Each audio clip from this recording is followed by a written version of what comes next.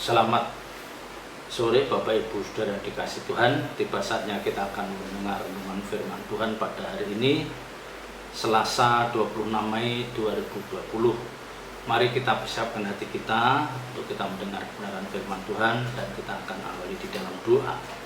Bapa di surga, kami bersyukur atas penyertaan-Mu sepanjang hari, dan sebentar kami hendak belajar kebenaran firman-Mu. Tuhan, pakai hamba-Mu menjadi alat kemuliaan-Mu. Taruh perkataan-Mu dalam mulut lidah bibir hamba-Mu, biar apa yang kami sampaikan itu juga isi hati-Mu, Tuhan. Terima kasih. Dalam nama Tuhan Yesus Kristus kami serahkan pemberitaan firman ini dalam tangan kasih-Mu. Haleluya. Amin. Bapak Ibu Saudara dikasih Tuhan, kita akan belajar pada malam hari ini bagaimana kita memperlakukan orang tua, khususnya ayah kita, dengan secara bijak, ya. Jadi sehebat apapun prestasi seseorang di hadapan Tuhan, sehebat apapun prestasi seseorang di hadapan Allah, ia tetaplah manusia biasa, ya. Ia tetaplah manusia biasa, yang artinya dia bisa melakukan kesalahan, ya. Artinya dia bisa juga melakukan kesalahan atau keteledoran, ya, mungkin kekilafan, ya, seperti itu, ya. Dan ini juga terjadi pada diri Nuh, ya, terjadi pada diri Nuh. Kita semua menaruh hormat atas prestasi yang telah ditorehkan oleh Nuh ini, pria hebat yang dipilih Allah saat menghukum umat manusia di bumi ini karena kejahatannya. Karena kejahatannya yang memuncak melalui peristiwa air bah, ternyata Nuh juga bisa melakukan kesalahan, ya. Sekali lagi, siapapun kita, sekalipun kita pernah mengukir prestasi yang hebat di hadapan Allah Bapa, kita tetaplah manusia biasa yang bisa bersalah, yang bisa melakukan kecerobohan atau keteledoran. Kita lihat di dalam Kejadian pasal 9 ayat 18, ya. Anak-anak Nuh yang keluar dari Batra ialah Sem, Ham, dan Yafet. Ham adalah bapa Kanaan. Yang tiga inilah anak-anak Nuh, dan dari mereka inilah tersebar penduduk seluruh bumi. Nuh menjadi petani, dialah yang mula-mula membuat kebun anggur. Setelah ia minum anggur, mabuklah ia dan telanjang dalam kemahnya. Maka Ham, bapa Kanaan itu melihat aurat ayahnya, lalu diceritakannya kepada kedua saudaranya di luar. Sesudah itu Sem dan Yafet mengambil sehelai kain dan membentangkannya pada bahu mereka berdua, lalu mereka berjalan mundur. Mereka menutupi aurat ayahnya sambil berpaling muka, sehingga mereka tidak melihat aurat ayahnya. Kita tahu bagaimana prestasi Nuh, tetapi ternyata dia juga seorang manusia. Dia juga bisa melakukan kesalahan, ya. Lewat satu tindakan, ya, minum anggur, dia akhirnya mabuk dan telanjang di kemahnya. Ini tentu perbuatan yang cukup memalukan, ya, cukup memalukan. Minum anggur boleh, tetapi jangan sampai lupa diri sehingga sampai mabuk dan lupa segalanya, ya. Dan dengan keadaan telanjang itu dia disaksikan anaknya yang bernama Ham, ya. Kita melihat bagaimana perlakuan ketiga anak Nuh terhadap ayahnya dalam keadaan yang memalukan itu. Kita akan belajar, ya. Ham yang pertama kali melihat kondisi ayahnya itu dan melihat auratnya, menceritakan hal itu kepada kedua saudara, ya. Ham, ya. Begitu Sem dan Yafet mendengar cerita Ham tentang keadaan ayahnya yang memalukan itu, mereka mengambil inisiatif untuk memperlakukan ayahnya secara bermartabat, ya. Dia tahu kesalahan ayahnya, tapi bagaimana dia memperlakukan seorang ayahnya itu yang sedang dalam kondisi jatuh ini dengan secara bermartabat. Dia mengambil sehelai kain, ya, yang ditaruh di bahu mereka masing-masing, dan dia berjalan mundur supaya dia bisa menutup aurat ayahnya tanpa dia melihat aurat ayahnya itu, ya. Jadi kita melihat bagaimana kedua anak ini memperlakukan orang tua ayahnya. Ya, ada perbedaan mendasar. Ya, yang Ham, Sem dan Yafet, ada perbedaan mendasar bagaimana mereka memperlakukan ayahnya dalam kondisi seperti itu. Ya.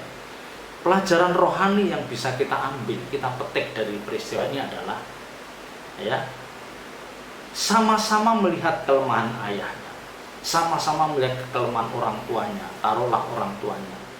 Ya. Tetapi ternyata berbeda dari ketiga anak ini cara memperlakukan. Respon mereka berbeda.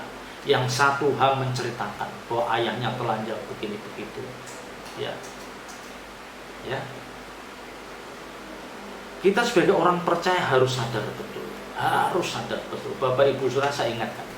Bapak Ibu Saudara sebagai orang percaya, kalau Bapak Ibu Saudara mempunyai orang tua, mempunyai ayah dan ibu, Bapak Ibu Saudara harus merasa bahwa mereka adalah orang tua yang juga punya kelemahan. Mereka adalah orang tua yang juga dibungkus oleh kelemahan. Dan kita harus bijak ketika kita menyaksikan kelemahan kedua, kelemahan yang dilakukan oleh orang tua kita, ayah kita kah atau ibu kita kah. Ya.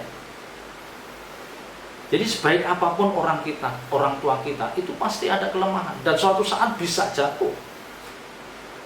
Tetapi yang hendak saya katakan, bagaimana kita sebagai seorang anak memperlakukan orang tua yang dalam kondisi seperti itu, memperlakukan dengan lebih bermartabat. Ya. Menceritakan aib kesalahan orang tua itu bukanlah suatu tindakan yang benar. Ya. Jadi kalau kita tahu aib orang tua kita, apakah ayah kita, ibu kita, harus kita memperbincangkan aib ayah kita, baik itu dengan saudara sendiri apalagi dengan orang lain. Itu suatu tindakan yang tidak menghormati kedua orang tua. Ya. Itu tindakan yang tidak menghormati orang tua. Bagaimanapun juga mereka adalah orang-orang yang telah berjasa dalam hidup Bapak Ibu Saudara dan saya. Ya. Jadi mata kita jangan picik. Jangan menuntut orang tua kita supaya sempurna, tidak punya salah. Ya. Kita tidak memberikan ruang pengampunan ketika beliau-beliau melakukan kesalahan. Oh, ini orang yang paling licik. Ya. Kita tidak diajarkan seperti itu. Ya, mungkin orang tua kita adalah orang tua dengan pendidikan yang tidak terlalu tinggi. Mereka adalah orang tua yang sangat sederhana. Tetapi harus ingat bahwa mereka adalah orang-orang yang berjasa dalam hidup kita, dalam hidup Bapak Ibu Saudara dan saya. Ya. Dan mereka tetaplah orang tua, manusia biasa yang bisa salah, Ya. Kenapa saya tekankan hal ini? Karena saya menyaksikan begitu banyak anak-anak sekarang tidak menghormati orang tua ketika orang tua melakukan kesalahan. Ya. Saya tidak mendoakan atau menaruh curiga. Saya hanya katakan belum tentu ketika nanti saudara menjadi orang tua, menjadi ayah atau ibu, saudara lebih baik dari orang tua saudara. Belum tentu. Ya. Jadi kesalahan apapun yang telah dilakukan oleh ayah kita ataukah oleh ibu kita harus tetap menghormati dia. Rasa hormat kita terhadap kedua orang tua kita tidak boleh berkurang sekalipun kita tahu kesalahan kedua orang tua kita. Kita tidak ada hak untuk menghakimi mereka. Tidak ada hak sama sekali. Ya. Coba kalau kita lihat di dalam Efesus pasal 6. Efesus pasal 6 ayat 2. Hormatilah ayahmu dan ibumu. Ini adalah suatu perintah yang penting, seperti yang nyata dari janji ini, supaya kamu berbahagia dan panjang umurmu di bumi. Hormatilah. Ya. Ini unconditional, tidak bersyarat. Bagaimanapun keadaan orang tua saudara, bagaimanapun keadaan ayah, keadaan ibu saudara, saudara harus tetap hormat. Ingat, tetap hormat. Saudara harus bisa membedakan. Ya. Kalau di ayat 1 dikatakan, hai anak-anak, taatilah orang tuamu di dalam Tuhan. Ya. Efesus 6 ayat 1. Hai anak-anak, taatilah orang tuamu di dalam Tuhan, karena haruslah demikian. Orang tua di dalam Tuhan, ini yang bisa saya katakan, ini seorang gembala sidang. Orang tua di dalam Tuhan. Jadi orang tua yang mendidik kerohanian kita, yaitu pendeta atau gembala sidang. Itu taatilah. Ya. Karena apa? Karena orang tua di dalam Tuhan yang bisa kita terjemahkan sebagai seorang gembala sidang, gembala, bapak gembala kita, itu dianggap orang yang mengerti kebenaran firman Tuhan, maka orang harus taat.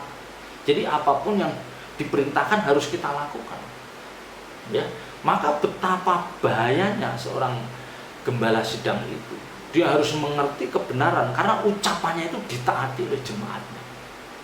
Ya. Nah, terhadap orang tua, ya, kita hormatilah ayahmu dan ibumu. Kita tidak tak, tapi hormat. Hormat itu adalah bagaimana kita memperlakukan orang tua kita secara bermartabat, secara benar. Ya, sekali lagi orang tua kita mungkin tidak sempurna dan banyak keterbatasan. Mungkin tidak sempurna dan banyak keterbatasan. Tetapi beliau adalah orang yang bertanggung jawab. Catat ini. Beliau adalah orang-orang yang bertanggung jawab dalam hidup Bapak, Ibu, Saudara dan saya. Ya, mereka tidak mungkin secara sengaja menterlantarkan anak-anak. Tidak mungkin secara sengaja membuat anak-anaknya terlantar. Oh, tidak mungkin. Ya. Sekalipun mereka tidak berpendidikan tinggi, mereka orang-orang yang sederhana, tetapi tetap memiliki jiwa yang mulia. Mereka ingin anaknya lebih berhasil daripada dirinya. Ya. Jadi jangan karena kesalahan orang tuamu dan karena keterbatasannya dalam merawat kalian sebagai anak-anak, lantas kalian tidak menghormati dan tidak menghargai jerih lelah orang tua saudara. Ini berbahaya. Saya ingatkan, ini berbahaya. Ini berbahaya. Alkitab katakan, saudara tidak akan hidup berbahagia. Ya, saya pastikan saudara tidak akan hidup berbahagia. Dan bisa jadi tidak panjang umur. Karena Alkitab mau ngomong begini. Ya. Alkitab ngomong begini. Nah, kalau pepatah Jawa katakan mikul dhuwur mendem jeru. Ya. Mikul dhuwur mendem jeru artinya apa? Ya, terhadap orang tua kita harus bisa memperlakukan gini, mikul dhuwur mendem jeru artinya apa? Segala perbuatan baik yang dilakukan oleh kedua orang tua kita, ayah kita, ibu kita, harus kita beritakan. Semua orang harus mendengar perbuatan baik orang tua kita. Tetapi kesalahan ayah kita, kesalahan ibu kita, kita harus tutup serapat-rapatnya. Tidak boleh ada orang yang mengetahui. Ya, itu salah satu bentuk hormat kita terhadap orang tua. Jangan kesalahan orang tua diceritakan dari satu mulut anaknya ke mulut anaknya yang lain, nanti ke mulut menantunya, ke mulut cucunya. Ini tidak bermartabat.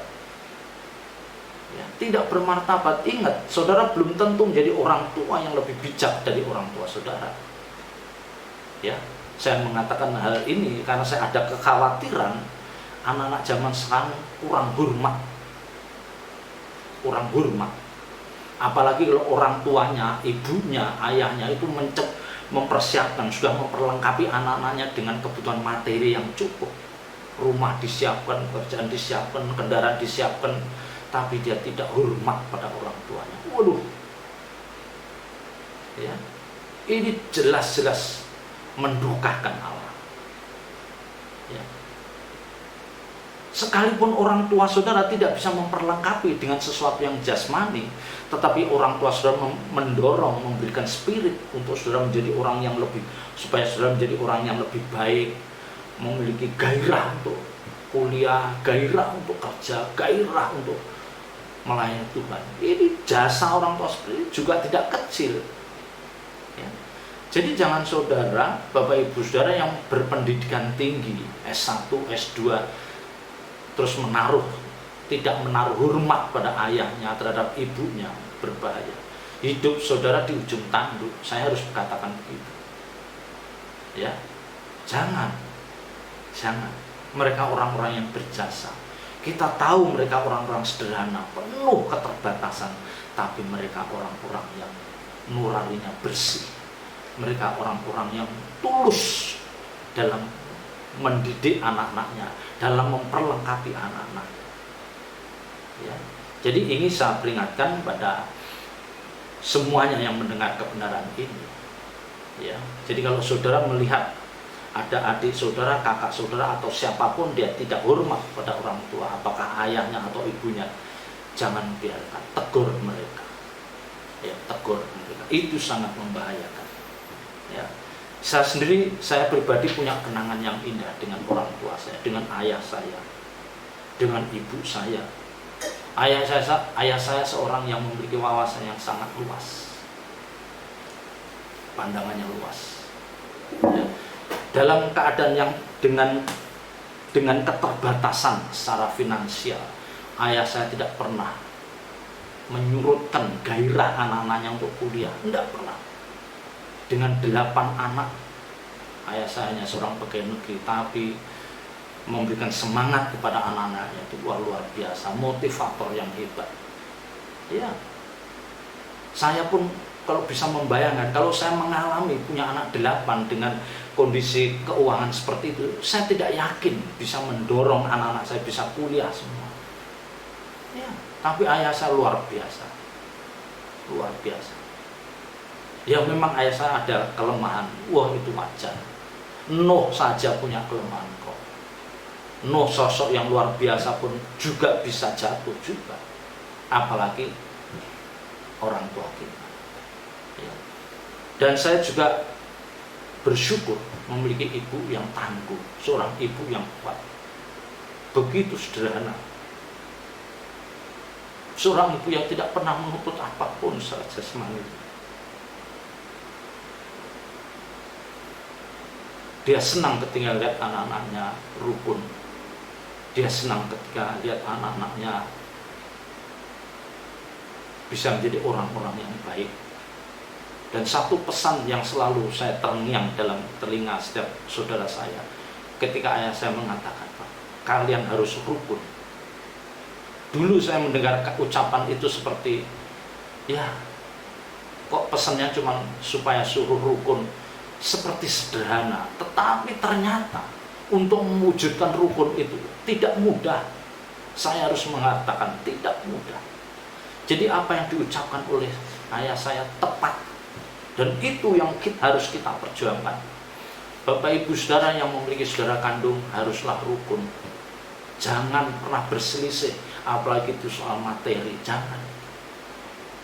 Kedua orang tua saudara akan menangis ketika kita tidak rukun.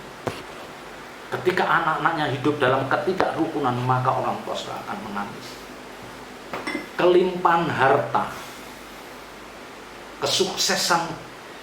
kesuksesan karir kita tidak akan bisa menutup duka cita orang tua kita ketika anak-anaknya tidak rukun, anak cucu menantunya tidak rukun. Itu seperti menyayat hati orang tua. Catat itu. Ya. Jadi mari pada kesempatan ini saya mengingatkan, orang tua kita adalah orang tua yang sederhana, tapi dia tetaplah orang tua yang luar biasa. Dia memiliki tekad yang kuat untuk membesarkan anak-anaknya dalam keterbatasan. Dalam keterbatasan.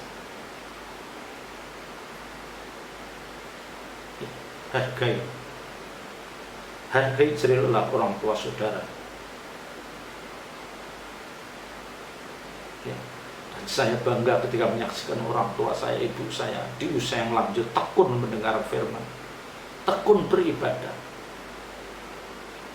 Dan satu kata yang membuat saya terharu, ibu saya katakan, aku bersyukur memiliki rumah ini. Ibu saya bersyukur memiliki rumah itu, sekalipun memiliki rumah itu di usia yang sangat lanjut. Saya melihat tulusnya apa yang diucapkan. Ibu saya tidak pernah memiliki keinginan apapun yang bersifat materi. Nerimo. Ya, mungkin saudara juga memiliki orang tua yang seperti itu. Perlakukan orang tua dengan bijak. Jangan nanti menyesal ketika beliau tidak ada. Ya. Jadi kalau saudara masih memiliki pasangan hidup, saudara memiliki pasangan hidup, saudara memiliki anak, cucu dan menantu, tolong jagai mereka, didik mereka, ajar mereka bagaimana dia benar dalam memperlakukan orang tuanya, memperlakukan mertuanya. Dorong mereka untuk hidup dalam kerukunan, dorong mereka untuk mereka bisa hidup dalam damai sejahtera, untuk setia beribadah, ya. Ajar mereka untuk melakukan perbuatan-perbuatan baik yang harus dibiasakan, ya. Apa yang kita lihat di dalam peristiwa Nuh ini sangat menyedihkan, ya. Ham itu seperti melupakan karya besar dari ayahnya yang dikenang banyak orang. Dia bisa dengan mudah menceritakan keadaan ayahnya, ketelanjangan ayahnya yang memalukan itu dengan mudah diceritakan. Ini orang-orang yang tidak menghormati, ya. Jadi apapun keadaan orang tua kita, apapun keadaan ayah kita, ibu kita, mari kita memperlakukan beliau-beliau ini dengan sangat hormat, dengan sangat bermartabat, ya. Beliau mungkin tidak mengharapkan sesuatu yang jasmani, apakah itu uang, apakah itu perhiasan. Dia hanya mengharapkan tutur kata yang manis dari anak-anak yang telah dibesarkannya, perlakuan yang manis dari anak-anak yang telah diperjuangkan. Itu yang dia harapkan. Jarang orang tua itu menuntut sesuatu yang jasmani, jarang. Memasuki usia senja, dia ingin melihat anak cucunya, menantunya hidup dalam damai sejahtera, hidup dalam kerukunan. Dan ini harus kita perjuangkan, Bapak Ibu Saudara. Ingat, ini harus kita perjuangkan, ya. Saudara harus menjadi agen-agen, ya, agen-agen untuk mendatangkan damai sejahtera di dalam keluarga besar saudara, ya. Bapak Ibu Saudara harus menjadi orang-orang yang bisa menjadi fasilitator bagaimana keluarga besar ini benar-benar hidup dalam kerukunan seperti yang diidolakan, seperti yang dirindukan orang tua kita. Rukun itu tidak mudah. Rukun itu tidak mudah. Demi mencapai kerukunan, masing-masing kita harus mengikis segala ego kita, dikikis ego-ego kita, ya, merasa lebih hebatnya, ya, bagaimana kita mudah mengampuni, mudah melupakan kesalahan orang, itu harus ada di dalam diri Bapak Ibu Saudara dan saya. Sekali lagi, ingat, coba ingat perjuangan orang tua saudara, perjuangan bapak saudara, perjuangan ibu saudara. Ingat bagaimana ibu saudara, ya, harus membanting tulang mungkin mencari nafkah demi memenuhi kebutuhan saudara. Bagaimana ayah saudara harus kerja keras, tidak kenal lelah, tidak kenal lelah.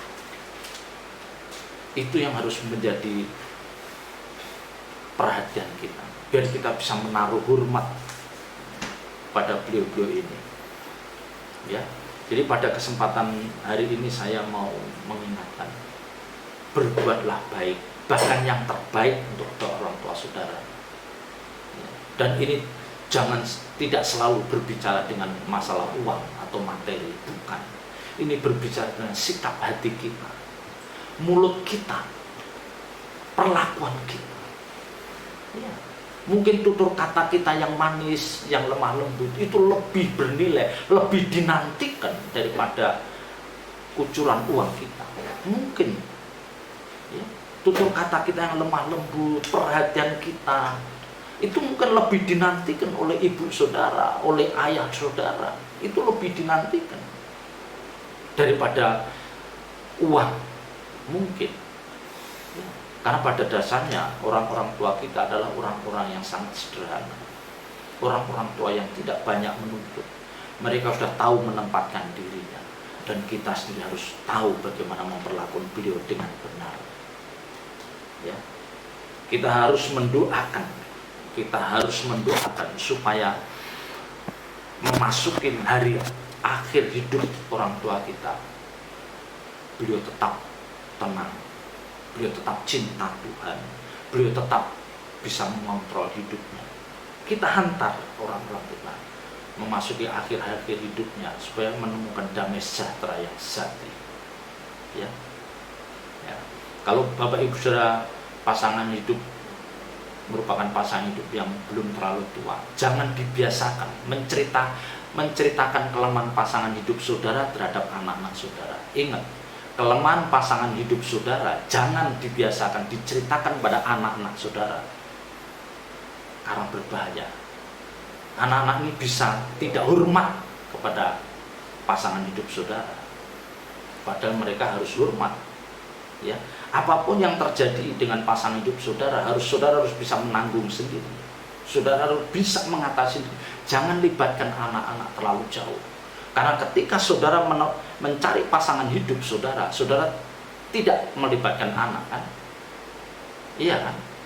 Karena waktu itu kan belum punya anak. Jadi ketika kita menentukan pasangan hidup kita sendiri. Jadi ketika sudah menjadi suami istri, jangan libatkan anak.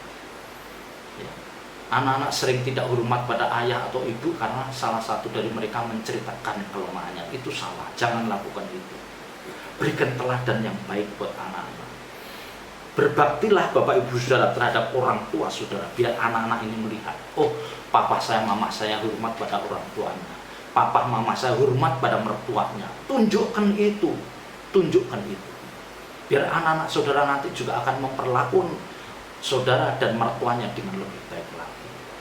Anak-anak kita perlu contoh dari kita, perlu contoh. Mari kita wujudkan supaya kehidupan mereka diberkati oleh Tuhan. Mari kita perjuangkan. Tuhan Yesus memberkati. Bapa di surga, kami bersyukur atas firman-Mu. Meteraikan firman-Mu di dalam hati setiap kami yang mendengarkan. Ajarkan kami hidup dalam penurutan akan kehendak-Mu, menghormat kedua orang tua secara benar. Terima kasih Tuhan, terima kasih. Dalam nama berkat Tuhan Yesus Kristus kami berdoa dan ucap syukur. Haleluya. Amin.